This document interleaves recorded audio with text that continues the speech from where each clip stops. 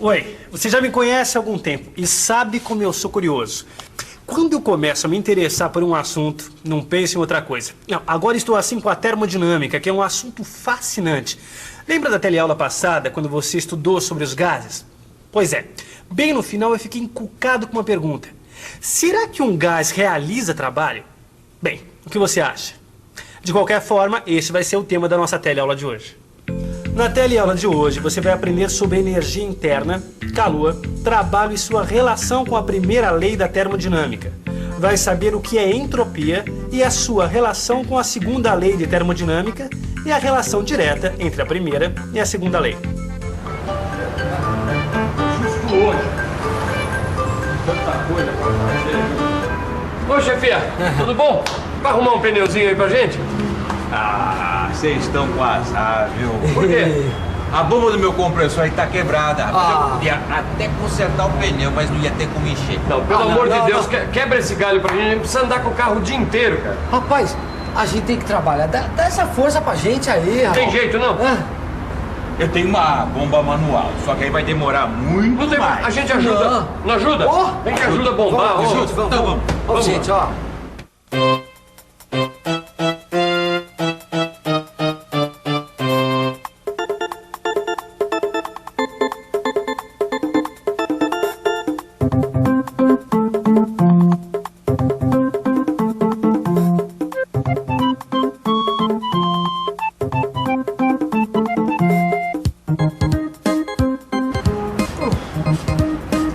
Ô, companheiro.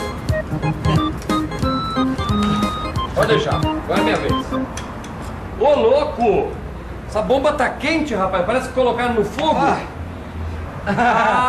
É o trabalho do gás. Tá aí. Trabalho do gás. Vamos lá. Eu, hein? Eu não entendi nada. E vocês? Que história é essa de trabalho do gás? Eu entendi.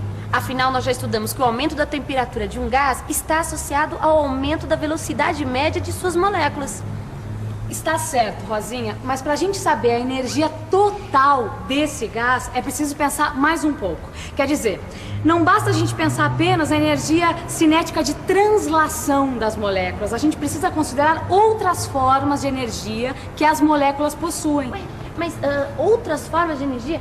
Já sei, você está dizendo da energia de ligação entre os átomos que formam as moléculas do gás. Isso e mais alguma coisa, Rosinha. Olha só, pensa numa coisa. Além de ir de um lado para o outro, certo? Além do movimento de translação das moléculas, elas também podem girar. Ah, então elas têm uma energia cinética de rotação. Isso. E a soma de todos esses tipos de energia, nós chamamos de energia interna do gás. E a vantagem desse conceito, ou seja, se a gente utilizar a energia interna do gás, a gente não vai mais precisar se preocupar com cada tipo de energia, porque ela vai representar a soma de todos os tipos de energia que as moléculas podem ter. Ou seja, se um gás está a uma temperatura T1 e vai para uma temperatura T2, nós temos três situações possíveis. Primeiro, se T2 é maior que T1, assim o ΔT é positivo e a variação de energia interna também é positiva, ou seja, ela aumenta. Se T2 é menor que T1, a variação de temperatura é negativa e a energia interna do gás diminui. E se T2 é igual a T1, nem a temperatura nem a energia interna variam. Olha, essa história da bomba de encher pneus veio mesmo a calhar. Acho que graças a ela eu tive uma ideia de como o gás produz trabalho. Você se recorda da equação dos gases perfeitos que a gente viu na última teleaula? Quando um gás com um número de moles constante recebe calor, pode variar o volume, a pressão e a temperatura segundo esta relação. Mas deixa eu fazer um desenho do pistão da bomba de ar do borracheiro para poder pensar melhor no problema. Você quer me ajudar a pensar um pouco? Vamos pensar um pouco.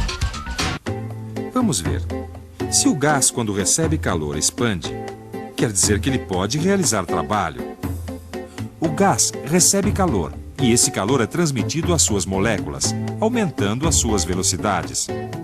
Assim, elas se chocarão com as paredes do pistão, aumentando a pressão interna. Com isso, o gás empurrará o êmbolo do pistão, aplicando uma força sobre o mesmo. É isso.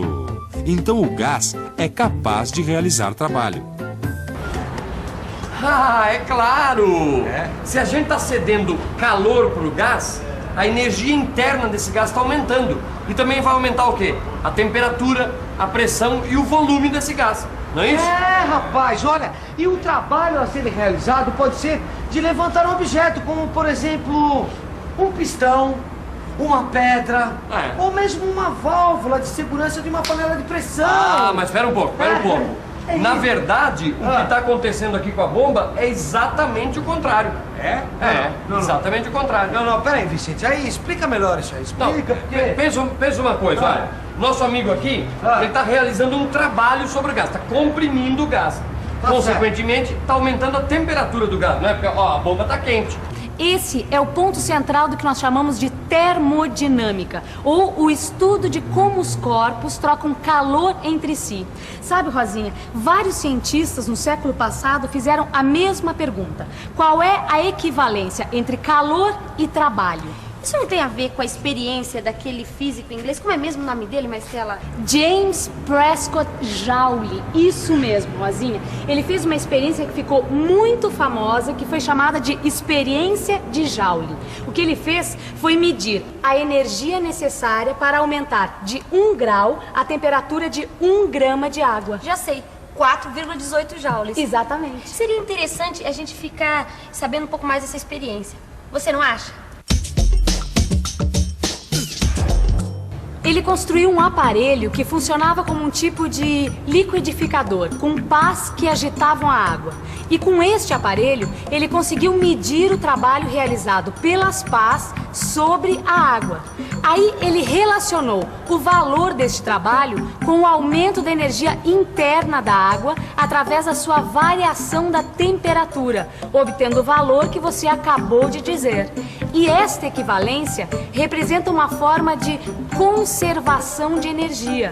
Isso porque a energia cedida pelas pás para a água se transforma em energia interna da água. Quando as pás se movem, elas realizam um trabalho sobre o líquido. Isso provoca um aumento da sua energia interna. Então, o trabalho realizado sobre a água se transforma em energia interna. Da mesma forma que o calor cedido a um gás aumenta sua energia interna e provoca sua expansão, podendo então se transformar em trabalho. Bom, o que eu entendi dessa experiência é que a gente pode usar o calor para realizar trabalho e vice-versa. Quer dizer, basta uma pequena quantidade de calor para realizar muito trabalho. Não é bem assim. Como no caso do gás, não é possível utilizar toda a energia térmica cedida, pois parte dela é usada para aumentar a energia interna do gás e só a outra parte é utilizada para realizar trabalho. Olha só, Rosinha, dá para escrever isso desse modo, olha só. A quantidade de energia térmica ΔQ vai ser igual à soma da energia interna do gás, ΔU, e do trabalho que ele realiza, tal. Olha, guarde bem essa equação, pois ela expressa a primeira lei da termodinâmica. Bom, então deixa eu ver se ficou claro. Essa equação demonstra que o calor cedido a um gás é usado em parte para aumentar a energia interna desse gás e em parte para realizar trabalho, é isso? Exatamente. Agora, preste atenção, porque agora a gente está começando a falar sobre a segunda lei da termodinâmica. De acordo com a segunda lei da termodinâmica, existe um limite na energia fornecida na forma de calor para a realização de um trabalho. Toda realização de um trabalho pode gerar energia na forma de calor, mas nem todo o calor pode ser utilizado para a realização de um trabalho. Uma parte dessa energia se desprende de forma irreversível. É isso aí, pensa bem. Parte da energia gasta no trabalho do motor de um carro, por exemplo, se perde para o ambiente, na forma de energia térmica. Basta sentir como o motor fica quente. Ou ainda como energia sonora, basta ouvir o barulho que ele faz. Dizer que a gente pode pegar todas essas energias e juntá-las de maneira a obter novamente a gasolina é a mesma coisa que a gente dizer que a gente vai botar dois corpos em contato com temperaturas diferentes e o calor vai passar do corpo que está com a temperatura mais baixa para o corpo que está com a temperatura mais alta. Exatamente. Mas o que você está querendo dizer é o seguinte, com a segunda lei da termodinâmica, nós podemos saber quando uma transformação é irreversível, é isso? É isso. Ah, isso bom. mesmo. Irreversível, que não pode voltar ao estado anterior. Eu estava lendo que foi um cientista chamado Clausius que pela primeira vez deu forma à matemática segundo a lei de termodinâmica. Mas para isso, ele teve que criar uma nova grandeza, um novo conceito para poder expressar este limite de transformação de calor em trabalho. E o nome que deu para esta grandeza foi entropia. Entropia? O que é entropia mesmo, Maristela? Por exemplo, nós estamos falando de sistemas gasosos, não é mesmo? Então, se nós calculamos a entropia de uma transformação gasosa, nós podemos saber se a transformação é reversível ou irreversível.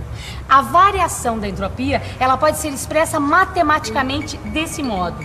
É a quantidade de calor recebido pelo gás dividido pela temperatura do sistema.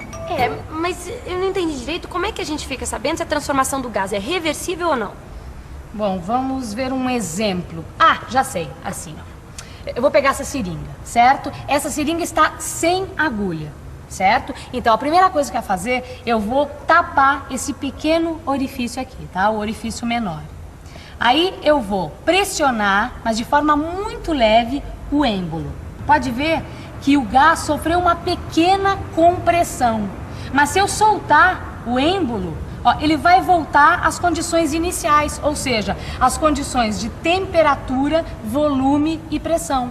Essa foi uma transformação reversível, Rosinha, pois a variação da entropia do sistema foi nula. Não houve dissipação de energia. Nenhuma parte da energia se transformou em energia irrecuperável. Mas olha só, se eu fizer a mesma coisa, mas se apertarmos de modo bem forte o êmbolo, o que acontece quando nós soltamos a seringa?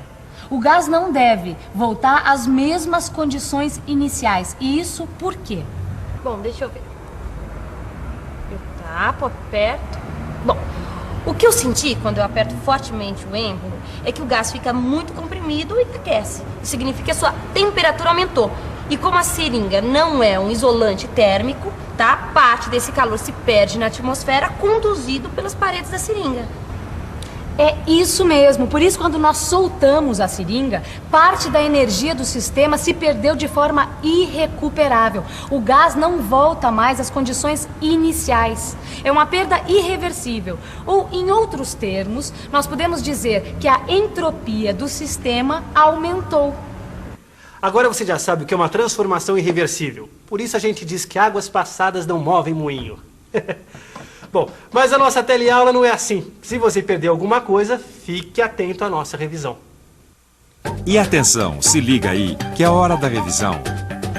Na teleaula de hoje, você conheceu o conceito de energia interna de um gás e constatou que um gás pode realizar trabalho. Aprendeu que a primeira lei da termodinâmica representa a conservação da energia nas transformações gasosas e que existe uma equivalência entre o trabalho mecânico e a energia térmica. Viu também que existe um limite para a transformação de calor em trabalho e que este limite é expresso através da segunda lei da termodinâmica.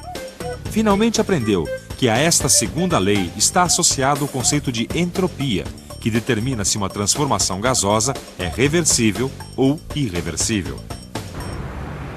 Pois é, eu quero ver você transformar todas essas informações em informações sólidas e duradouras. Mas isso é fácil. É só você mergulhar de cabeça no seu livro de física e aprofundar tudo que nós aprendemos hoje. Fazendo os exercícios, hein? Até a próxima. Tchau. Até lá, gente.